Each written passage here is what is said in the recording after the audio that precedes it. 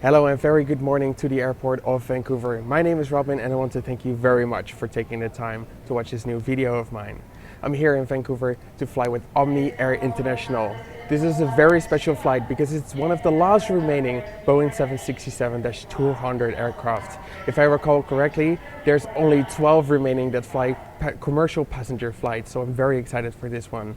So let's go to the gate and then on to Phoenix on the 767-200 ER. So please, come with me.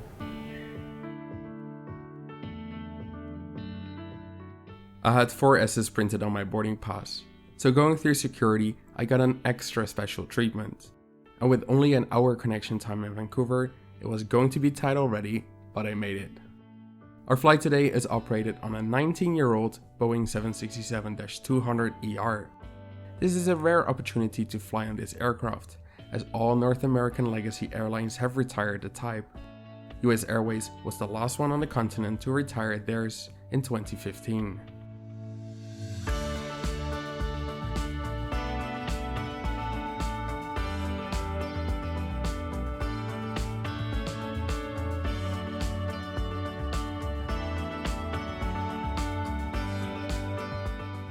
The flight is operated by Omni Air International on a wet lease agreement for Air Canada. Air Canada leased these from Omni Air to fill in the gap of the grounded 737 MAX aircraft. Aside from this flight to Phoenix, Omni also cover on routes to Hawaii. And aside from Omni Air International, I was able to find only 4 remaining airlines that fly commercial passenger flights with the 767-200. Air Zimbabwe, UT Air from Russia, Jordan Aviation, and the recently revived Eastern Airlines. As there's not much known about the Air Canada flights that are operated by Omni Air, there's a good chance that you are watching this video today because you have booked a flight on this aircraft and you want to know what Omni Air are like. I hope this video will answer those questions, but if you do have any questions after watching this video, please let me know in the comments down below. But for now, let's enjoy takeoff.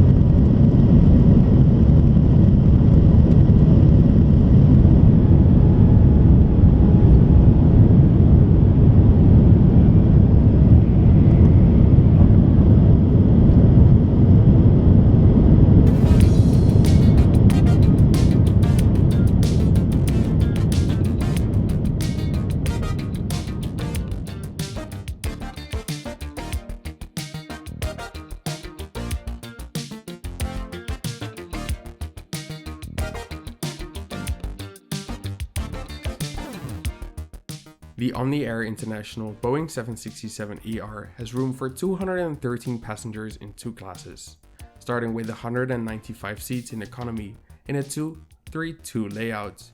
So in the whole row, there's only 1 middle seat. In business class, you can find 18 recliner seats in a 2-2-2 layout. Seat selection works just like on any other Air Canada flight and can be done while booking the ticket or a check-in.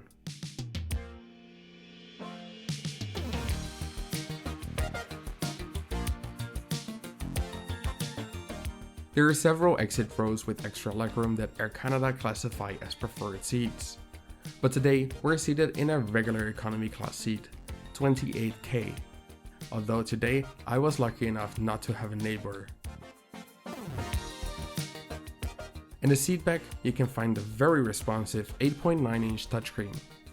We'll have a closer look on the content later on in the video. In the screen, you can also find a USB port to charge your personal devices.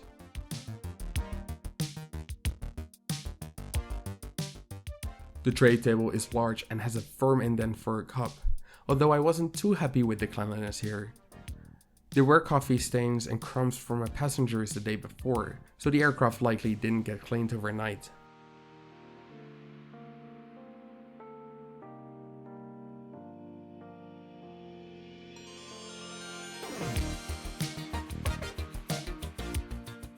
The legroom is about okay if you're 6 feet 1 or under, but the seat also comes with a comfy headrest that is well padded and can be adjusted. A nice touch here is the Omni Air logo that is printed on the leather.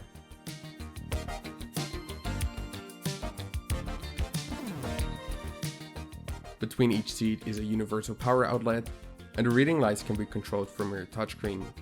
There are no personal air vents. In the seat pocket, you can of course find Omni Air safety card for the 767. But since this is a flight operated for Air Canada, most of the other reading material is from Air Canada, like the in-flight magazine and the buy on board menu. The available food items are the same as any Air Canada flight within North America, and I finally got the chance to try out the pizza from Air Canada's bistro. It's actually pretty good.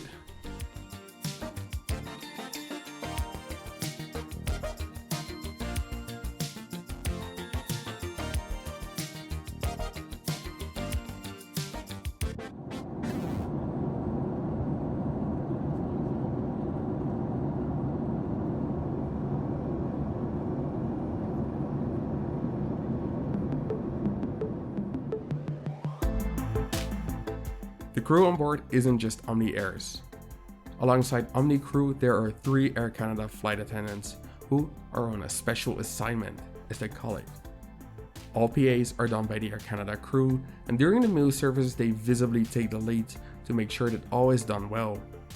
The operation with 2 crews from 2 different airlines runs surprisingly smoothly. But it is the in-flight entertainment system that has probably surprised me most on the flight. The screen is very modern and can be tilted a couple degrees for when your forward neighbor reclines.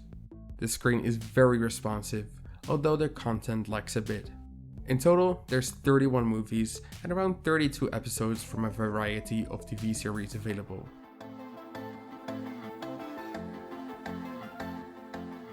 A simple yet helpful feature that stood out for me is the warning it displays when you don't have enough flight time remaining to watch the item until the end. There's 1 lavatory in the front for business class, and for coach there are 3 in the center and 1 in the rear of the aircraft. The center lavatory in the center of the aircraft is the largest of them all, and just like the tray table, the cleanliness here did lack again. Overall, it was a smooth ride that exceeded every single expectation that I had, but my final 2 cents I will share right after landing in Phoenix.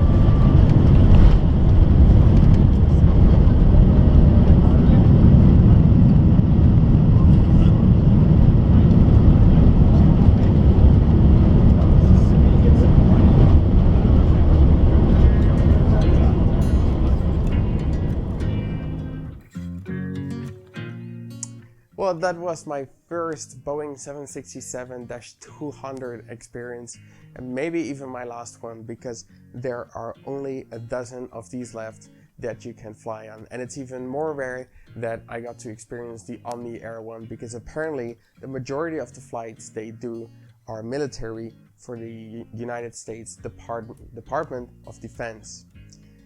So I am really honored that they got to be on this flight.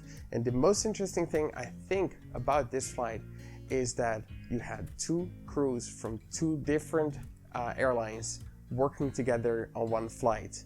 Yet on one side you had the Omni Air and the other side you had the Air Canada crew, and they cooperated really well. You really definitely saw that the crew on Air Canada's side was very experienced and took the lead, so everything ran very smoothly. They were great to interact with as well. Both of them I had so much fun in this flight, and overall the aircraft, I didn't know what I had to expect. And frankly, I'm rather overwhelmed, I think, because I had expected something like Air Canada Rouge's 767 that we've been on a while back, with simple plain seats, no in-flight entertainment, because there's barely anything known about Omni Air. I couldn't find anything online about like pictures of the interior, so I didn't know what to expect. And it's so great. The leather seats, they're very well padded, a very responsive in-flight entertainment system that with movies, it weren't like a lot of movies, but it was still there. The best in-flight entertainment is, for me, is still outside. Like the views that we had over the American canyons and whatever we saw there, it was amazing as well. But this flight with this 767, I am very impressed. Now, if you are watching this video because you are going to be flying with Air Canada and Omni Air's 767-200, please let me know in the comments down below what you think of this flight. And because I heard from the crew that some passengers have some mixed feelings about this aircraft, so let me know what you think in the comments down below. I want to thank you very much for watching. If you enjoyed this video, please give it a big thumbs up and let me know in the comments what you think of Omni Air. If you'd like to see more like this, please subscribe to my channel, and otherwise, see you next week.